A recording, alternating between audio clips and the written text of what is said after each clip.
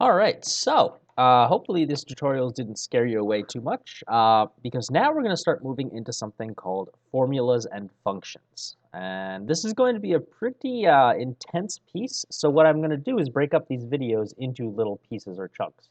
So this is lesson 1.3.A. And we're going to have B, C, D, and E as each of our different pieces. What we're going to be learning about is functions and how they work. And we're also going to make formulas as well, which are basically our own custom functions on here. If you remember back to math classes, a function was an idea where you took some sort of inputs, put it through a function, and then it gave you outputs at the end. So we're going to be doing the same thing. And the easiest way to show this is to just kind of show the easiest example on here, the most simple one, which is going to be the sum. If we remember the word sum for mathematics, it means like to add everything up. The sum of 5 and 1 is 6.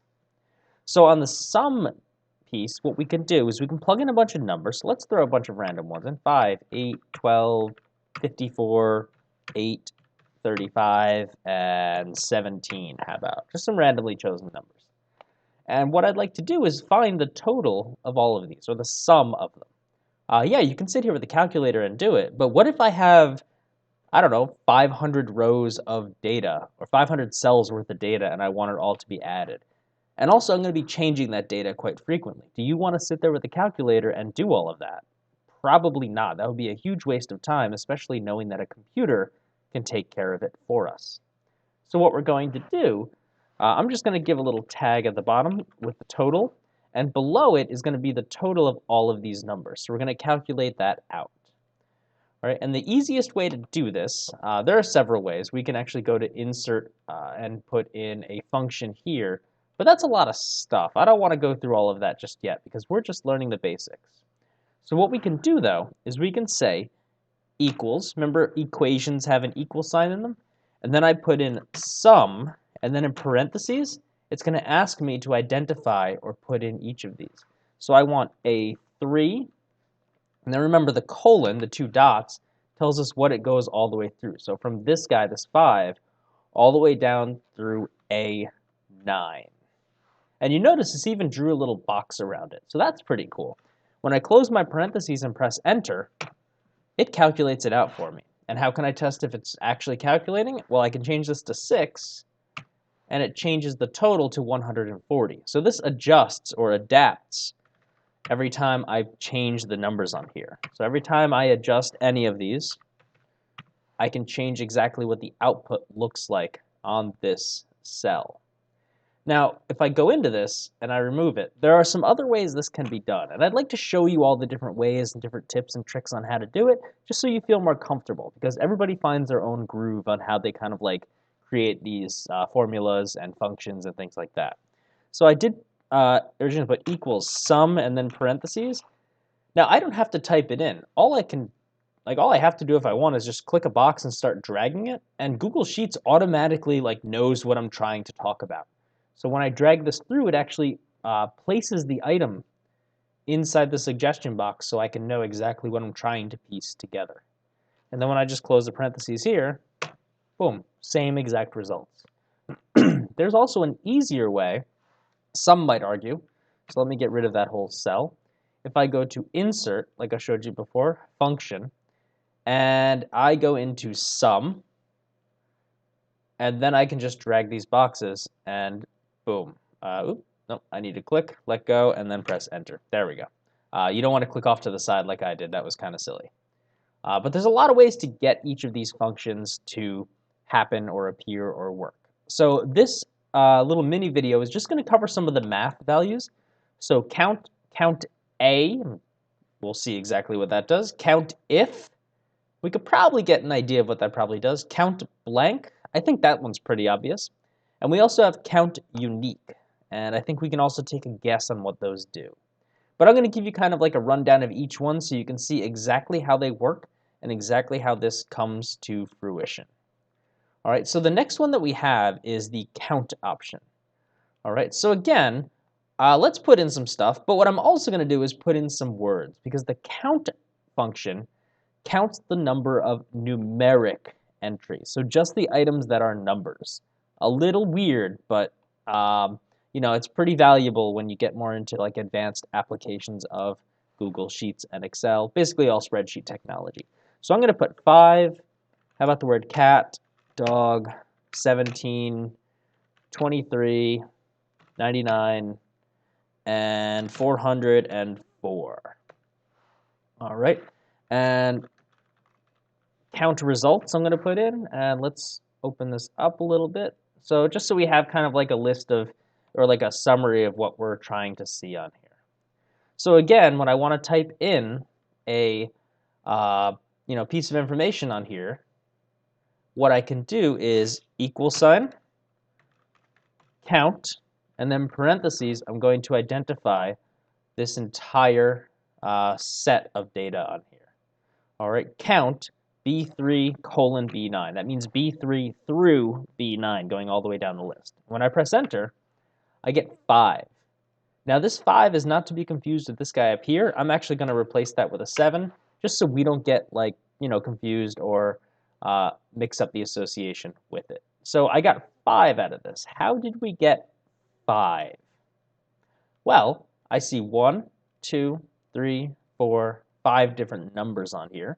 And let's test that theory. Let's change dog to 88. When I press enter, now it goes to 6 because it recognizes that there are 6 different items that are just numeric.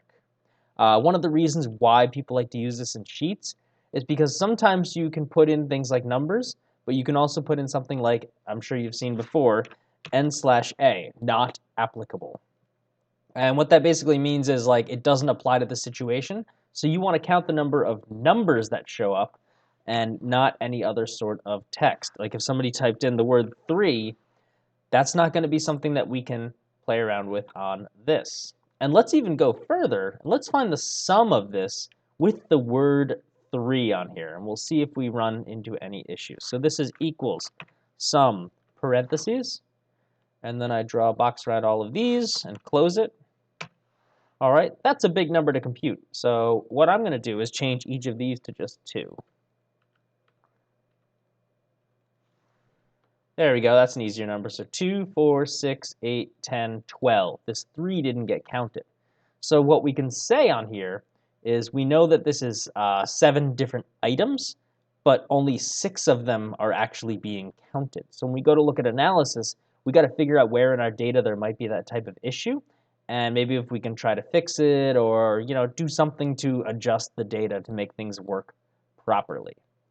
All right. So the count results, and I'm just going to put in parentheses, number of numbers, because that's, I think, a good way to explain it. This is just the sum. I think that's pretty self-explanatory. So we're just going to add some notes at the bottom just so we have a reminder of what each one does.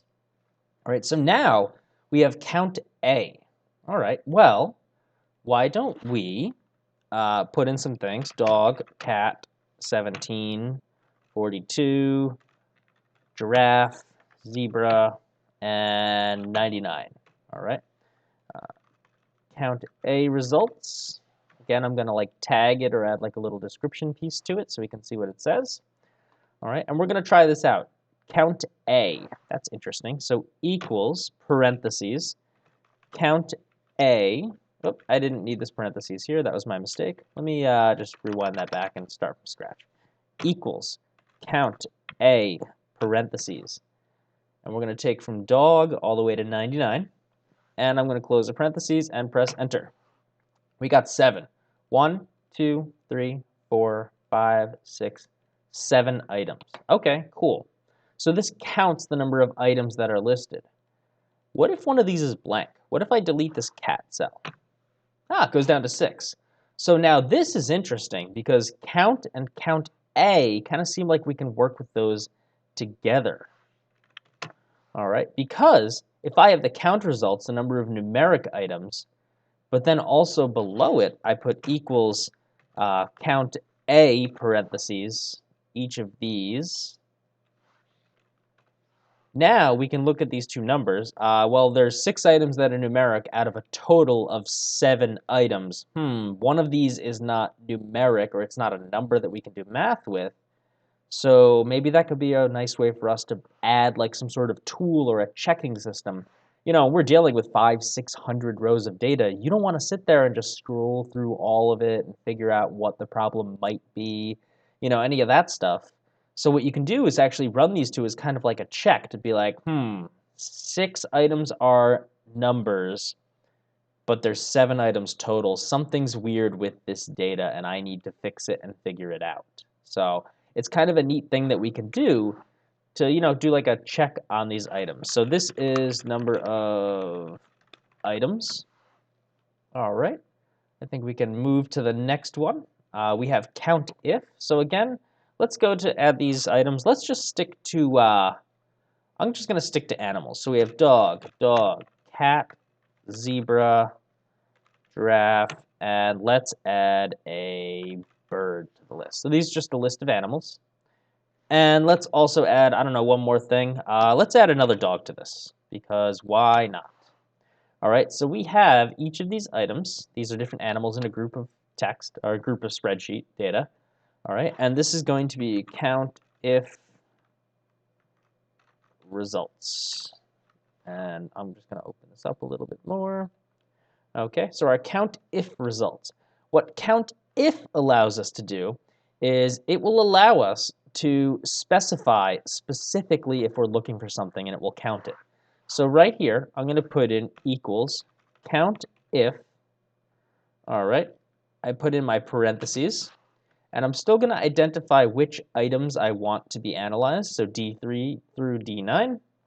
But then I want to specify afterwards, so I'm going to put a comma and say, hold on, formula, I'm not finished typing in my requirements. Now I can put something inside of quotes, like the word dog. So now I'm saying I would like to count these items if dog appears in D3 through D9. So just quickly looking at this, I think you can kind of take a guess at how many results this will return for dog. So let's try it. 3, because 1, 2, and 3. So count if is this pretty cool formula that allows us to specify how many of each item occurs. All right, so looking at this, I could probably go in and let's say I change this to, I don't know, let's change this to a B. All right, the count if results goes down to 2 because we lost one of the dogs as the result. All right, if I change it back to dog, we can get it back to 3. What if, though, I capitalized D?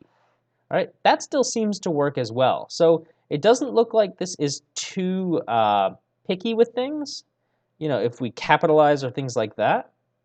All right, because now we have it as dog with a capital D, even though all 3 of these are all lowercase. All right, so we got 2 more to look at. All right, we have a count blank. I think we could probably take a guess on how this works, but let's try it. Let's say we have a dog, a cat, a zebra, nothing, nothing again, a bird, and another cat. All right, so it looks like we have 2 spaces here. Let's try that. So count blank results. Let's just open this up a little bit more. All right, and we're going to do the same thing we always do with our formula, equals count blank. All right, now if we're looking for blanks, I don't think we have to put any extra specific things like we had on the count if. So I'm just going to choose the cells that I want to be part of this, E3 through E9. I close the parentheses, and I press Enter. 2, because these 2 were blanks. And how can I prove that? Go to cat and delete it, and it goes up to 3. Go to dog, delete, goes up to 4. Type something in here, let's say a giraffe, and it goes back down to 3. So this number actually changes based on what we're doing. What our blanks occur as on here. Now, what if we put a space and an enter? Ooh, that's something that could catch us in the long run. There's actually a space character here, so it doesn't count towards the results. If we remove it, though, we go back down to 3. All right, and finally, we have our last one, which is count unique. All right, so what I'm going to do is I'm going to say that I have 3 cats, and let's say we have 4 dogs. All right, so now what I can do is count unique results. Oops, just got to stretch that column a little bit more. Sometimes it gets a little finicky when I click on certain things. Don't be discouraged if it happens to you, because it happens to me all the time, and I'm like, whoa, what did you just do? I didn't want that to happen, but, you just got to take a breather and, not get frustrated from too many things being highlighted on accident.